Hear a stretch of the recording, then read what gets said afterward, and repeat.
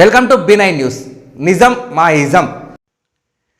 మహబూబ్నగర్ జిల్లా జడ్చర్ల పట్టణంలో ప్రపంచ మేధావి భారత రాజ్యాంగ నిర్మాత డాక్టర్ బాబాసాహెబ్ అంబేద్కర్ గారి కాంస్య విగ్రహ ఆవిష్కరణకు మాజీ మంత్రి జడ్చర్ల ఎమ్మెల్యే చర్లకోల లక్ష్మారెడ్డి, మహబూబ్నగర్ ఎంపీ మన్నే శ్రీనివాసరెడ్డితో కలిసి హాజరయ్యారు. ఈ కార్యక్రమం సందర్భంగా అంబేద్కర్ అభిమాన సంఘాల ఆధ్వర్యంలో పట్టణంలో భారీ ర్యాలీ నిర్వహించారు. ఈ ర్యాలీలో మాజీ మంత్రి జడ్చర్ల ఎమ్మెల్యే డాక్టర్ లక్ష్మారెడ్డి మరియు మహబూబ్నగర్ జిల్లా జడ్పీ వైస్ చైర్మన్ కోడగల్ యాదయ్యతో పాటు మహబూబ్నగర్ ఎంపీ మన్నే శ్రీనివాసరెడ్డి పాల్గొన్నారు. ఈ వేడుకల్లో జడ్పీ వైస్ చైర్మన్ యాదయ్య ఆనందోత్సాహాలతో ఆటపాటలతో ఆడి పాడటం జరిగింది. అదేవిధంగా అంబేద్కర్ గారి కాంస్య విగ్రహ ఆవిష్కరణ మాజీ మంత్రి డాక్టర్ ఎమ్మెల్యే లక్ష్మారెడ్డి చేతుల మీదుగా ఎంతో సుందరంగా తీర్చిదిద్దిన వేదిక మీద పూల వర్షంతో ఆనందోత్సాహాల మధ్య జరిగింది. ఈ కార్యక్రమానికి ముఖ్య అతిథిగా మహబూబ్నగర్ పార్లమెంటు సభ్యులు మన్నే శ్రీనివాసరెడ్డి హాజరయ్యారు. అదేవిధంగా అంబేద్కర్ గారి గురించి మాజీ మంత్రి జడ్చర్ల ఎమ్మెల్యే లక్ష్మారెడ్డి మాట్లాడుతూ ముందుగా జిల్లా ప్రజలకు, నాయకులకు 72వ గణతంత్ర దినోత్సవ శుభాకాంక్షలు తెలిపారు. అంబేద్కర్ గారు ఈ సమాజానికి మార్గదర్శి, ఆదర్శప్రాయుడు అని కొనియాడుతూ సమాజంలో అందరూ ఆయన అడుగుజాడల్లో నడుస్తూ సమాజ అభివృద్ధికి తోడ్పడాలని తెలియజేశారు. ఆయన కల్పించిన రాజ్యాంగం వల్లనే ఈరోజు మనం తెలంగాణ ప్రభుత్వం మంచి సంక్షేమ పథకాలు అందిస్తుందని అన్నారు. ఆయన చదివే నేడు మనం ఈ గొప్ప స్థితిలో ఉన్నామని అన్నారు. ప్రతి ఒక్కరు కూడా ఆయన అడుగుజాడల్లో నడవాలని ఆకాంక్షించారు. ఈ కార్యక్రమంలో అంబేద్కరిస్టులు, బహుజనవాదులు, పెద్ద ఎత్తున నాయకులు తదితరులు పాల్గొన్నారు.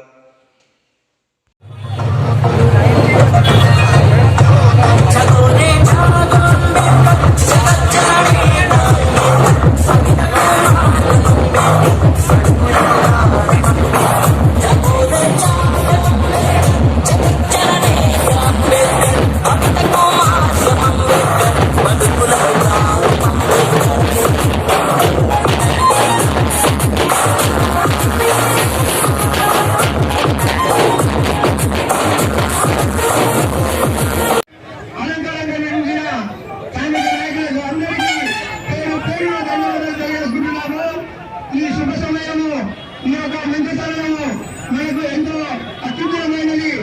మిత్రులారా, ఈ యొక్క గౌరవనీయ లక్ష్మణరెడ్డి గారికి చేతుల మీదుగా ఈ యొక్క కార్యక్రమం జరుపుకున్నందుకు మన జడ్చర్ల గ్రామ ప్రజలందరము వారికి ధన్యవాదాలు తెలియాలని ప్రార్థిస్తున్నాము. అందరి సత్కర్లతోటి ఇప్పుడు మిత్రులారా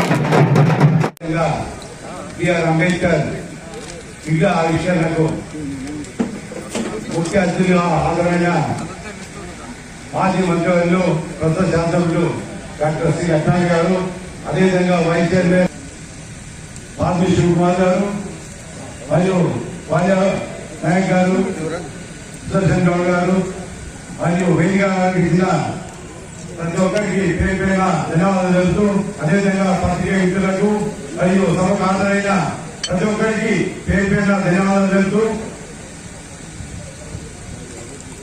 అంబేద్కర్ ఒక దళిత కుటుంబం నుంచి వచ్చి ఈరోజు మన భారతదేశానికే కాదు ప్రపంచానికి ఆదర్శంగా నిలిచిన మహనీయుడు. ఈరోజు స్వాతంత్రం వచ్చింది ఒక ఎత్తు, మనకు అంబేద్కర్ రచించిన ఈ రాజ్యాంగము ఈ రోజు మనం అందరము ఈ విధంగా జీవించడానికి బాటలు వేసిన ఈ రాజ్యాంగము మొట్టమొదటి. రాజ్యాంగం అంటే ఏదో కాదు, రాజ్యాంగం అంటేనే ప్రజల వలన ప్రజల కొరకు రచించబడిన రాజ్యాంగము. Democracy is the people, by the people, of the people, for the people అని మన అంబేద్కర్ గారు అన్నాడు. డెమోక్రసీ అంటే ఏదో కాదు, ప్రజల కొరకే, ప్రజల కొరకు, ప్రజల వలన. డెమోక్రసీ అంటేనే ప్రజలు అనే విధానం పైన ఈ రోజు మన అంబేద్కర్ గారు రచించి ఈరోజు దళిత పుత్రులైనా కూడా ప్రతి ఒక్కరికి ఆదర్శంగా నిలిచిన మహనీయుడు. ఈరోజు ఎందుకంటే మనం చూస్తున్నాము మన భారతదేశంలో ఏ విధంగా ఈ రాజ్యాంగము యొక్క పరిధిలో లోబడి ప్రతి ఒక్కరు చుట్టుపక్కల అందరికీ వెళ్ళిపోయిన నమస్కారం చేస్తా ఉన్నాను. అట్లాగే ముఖ్యంగా మీడియా మిత్రులకు మరి ఈరోజు అంబేద్కర్ గారి విగ్రహావిష్కరణ సందర్భంగా ప్రతి ఒక్కరికి శుభాకాంక్షలు నేను తెలియజేస్తా ఉన్నాను. మరి చాలా రోజులుగా మిత్రులు మాట్లాడుతుండగా జస్టర్లలో అంబేద్కర్ విషయాన్ని కాన్స్టిట్యూషన్ ఏర్పాటు చేయాలని ఎన్నో రోజులు కోరుకోవడం జరుగుతూ ఉంది. అది వాళ్ళందరి ఆలోచన ప్రకారం అది కాన్స్టిట్యూషన్ ఆలోచించుకోవడం జరిగింది. మహనీయులు డాక్టర్ బాబాసాహెబ్ అంబేద్కర్ గారు అది మన దేశానికి బ్రహ్మాండమైన ఒక గొప్ప రాజ్యాంగాన్ని రచించి ఈరోజు మన రాజ్యాంగం ద్వారానే భారతదేశం ప్రజాస్వామ్యంగా ప్రపంచ దేశాల్లో ఒక నెంబర్ 1 ప్రజాస్వామ్య దేశంగా ఈ దేశం నడుస్తూ ఉంది. అది ఈరోజు మనం ప్రతి విషయంలో అడుగు వేసే ప్రతి కార్యక్రమంలో ప్రతి దాంట్లో బాబాసాహెబ్ అంబేద్కర్ రచించిన రాజ్యాంగాన్ని మనందరం ఫాలో అవుతా ఉన్నాం. గొప్ప రాజ్యాంగం రచన జరిగింది.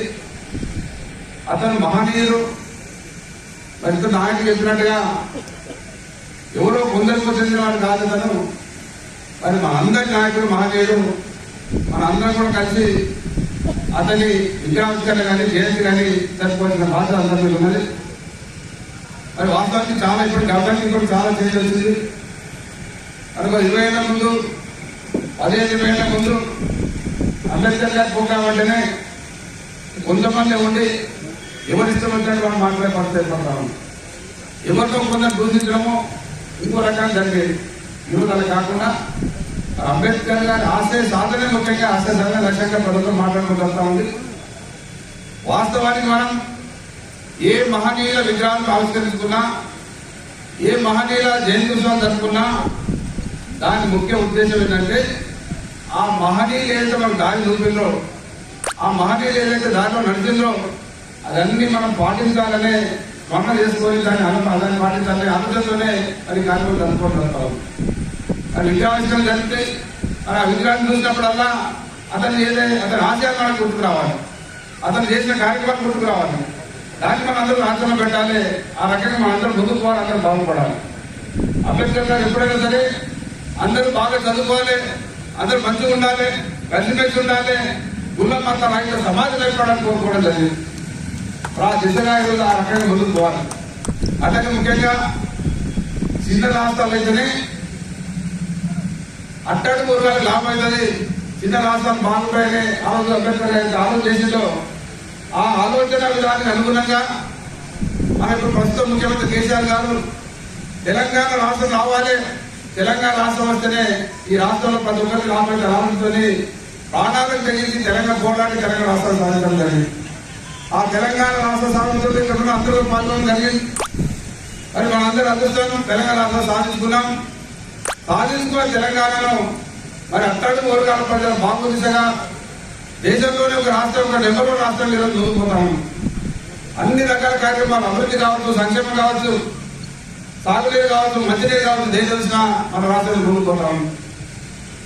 ముఖ్యంగా బీద ప్రజలకు, మరి ఆర్థికంగా ఇబ్బందున్న ప్రజలకు ఆర్థికంగా చేతులు ఇవ్వాలి, అండగా ఉండాలి, ఆసరాగా ఉండాలి ఆలోచనతోనే కేసీఆర్ గారు ఎన్నో సంక్షేమ పథకాలు ప్రవేశపెట్టి అమలు చేయడం జరుగుతా ఉంది. ఈరోజు కోట్లాది రూపాయల డబ్బులు డైరెక్ట్ గా బీద ప్రజల ఖాతాలో బీద ప్రజలు తీసుకుంటా ఉన్నాయి. ప్రతి కుటుంబానికి ఏదో ఒక రకంగా ప్రభుత్వ పరంగా సంక్షేమ పథకాలు అంతా ఉన్నాయి. మరి ఈరోజు పెన్షన్ రూపంలో 2000 పెన్షన్లు కానీ, వికలాంగులకు 3000 పెన్షన్ కానీ, ఆ పెన్షన్ రూపంలో కోట్లాది రూపాయలు ఈరోజు ప్రజలు డైరెక్ట్ గా అందడం జరుగుతాను. మరి గతంలో ఇప్పుడు ఈ రకంగా జరగలే. దేశంలో ఎక్కడ ఏ రాష్ట్రంలో ఈ రకంగా మరి బీద కుటుంబాలకు డైరెక్ట్ గా గవర్నమెంట్ డబ్బులు ఎవరికి అందడం లేదు. మరి ఏదైతే అంబేద్కర్ ఆలోచన చేసిందో, మరి బీదలకు లాభం కలగాలి, బీదలు బాగుపడాలి, బీదలకు రాష్ట్రంగా లాభం చేసిందో, అదేవిధంగా ఈరోజు కేసీఆర్ గారు మరి వారందరూ బాగుపడి వారందరూ మంచి ఉండడానికి అవసరమైన సహకారం కేసీఆర్ అందించడం జరుగుతూ ఉంది. సంక్షేమ పథకాలు అనేవి కేవలం బీద వాళ్ళ గురించి పెట్టే పథకాలే సంక్షేమ పథకాలు. ఈరోజు సంక్షేమ పథకాలు ఎంత ఇబ్బంది ఉన్నా సరే, కరోనా సందర్భంలో ఆర్థికంగా రాష్ట్రానికి ఇబ్బంది ఉన్నా సరే, సంక్షేమ పథకాలు మాత్రం ఆపొద్దు, అది బీదలు డైరెక్ట్ గా పథకాలు ఆపొద్దని ఈ సంక్షేమం కంటిన్యూ చేయడం జరుగుతాం. ఈ బీద వ్యక్తులు పెళ్లి చేసుకోవాలని ఇబ్బంది పడే రోజు నుంచి ఈరోజు వాళ్ళకు కళ్యాణ లక్ష్మి శాసనం ద్వారా ₹1,00,000 అందించడం జరుగుతాం. ఎన్నో రకాల రాష్ట్ర ఈరోజు మనం చూసినాం. ఈ రోజే గవర్నర్ గారి స్పీచ్ మనందరూ విన్నాం. రేపు మళ్ళా చదువుకోవచ్చు. గవర్నర్ గారి స్పీచ్ అంటే రాజకీయం ఉండదు. దాంట్లో గవర్నర్ గారు అయితే మాట్లాడుతారో ఈ రాష్ట్రంలో రాష్ట్ర ప్రభుత్వం ఏమేమి చేస్తుందో క్లియర్ గా అతను స్టడీ చేసిన తర్వాత ఏ గవర్నర్ మాట్లాడుతున్నారు. ఈరోజు మన గవర్నర్ చాలా క్లియర్ గా దేశంలో ఈ రాష్ట్రంలో జరుగుతున్న కార్యక్రమాలు, ఈ రాష్ట్రంలో అమలవుతున్న కార్యక్రమాలు, ఈ రాష్ట్రం దేశంలో ఎలాంటి ముందుకు పోతా ఉంది, ఏమేమి కార్యక్రమాలు జరుగుతా ఉన్నాయి, మరి గతానికి ఇప్పటికి పోతే ఈ రాష్ట్రంలో ఈ ప్రభుత్వంలో మరి ఏ రకంగా బాగా జరుగుతా ఉంది, బీదలకు ఏ రకంగా లాభం జరుగుతా ఉంది, రైతులకు ఏ రకంగా లాభం జరుగుతా ఉంది, రాష్ట్రం ఎట్లా ముందుకు పోతుంది క్లియర్ గా కాపాడాలి. రాజకీయంగా మనం ఎవరేం మాట్లాడుకున్నా, మాది మేమేం చెప్పినా, ప్రభుత్వంగా మేమేం మాట్లాడినా, ప్రతిపక్ష పార్టీగా వేరే వాళ్ళు ఏం మాట్లాడినా అవన్నీ పక్కన చేస్తే గవర్నర్ మాట్లాడేది అతన్ని కాదని ఆలోచన చేస్తాం.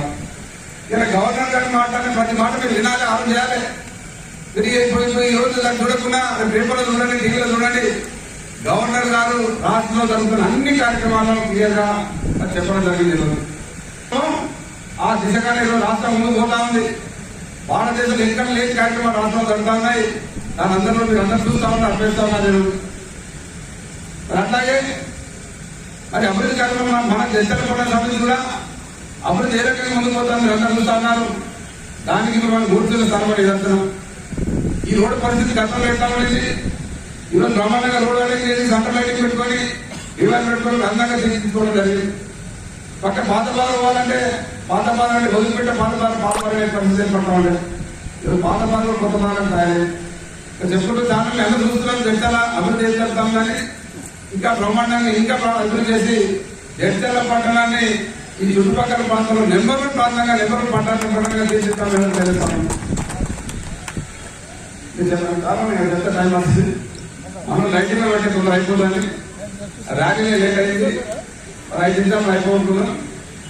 అంబేద్కర్ గారు ఏం ఆశించి మనం ఆలోచిస్తాం.